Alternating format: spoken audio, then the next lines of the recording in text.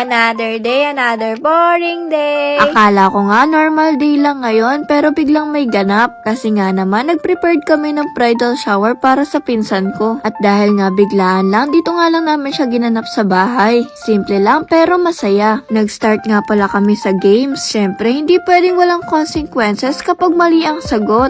May mga consequences nga na may sumasayaw. Yung iba nga bigla na lang naging TikTok dancer. Tapos may iba pa nga consequences na dog. Ay, hindi ko na pala itutuloy baka kasi may batang nakikinig. Akala ko nga makakaligtas na ako pero yung pala hindi pala. Yung tipong akala ko matindi na yung pagsayaw pero itong ginawa ko mas matindi pa pala. Pero ang pinaka nahirapan nga sa consequences ay si ate. Ikaw ba namang ikikiss niya yung soon to be bride?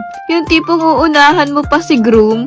Kaya si ate, mapapansin nyo, hiyang-hiya, pero kami dito sa likod, tawang-tawa. Ikis mo na ang bride, ikis mo na ang bride, eme! Ilang oras na nga ang nakakalipas, di pa rin nagawa ni ate, pero dito, nakaya na ni ate. Groom o inunahan ka. After how many games nga, nagbigay na kami ng gifts kay ate. Gift na magagamit niya in the future. Minsan nga lang naman talaga to, kaya itodo na natin to. Kahit nga sa bahay lang, pero sobrang saya na namin dito. Yun lang, bye-bye!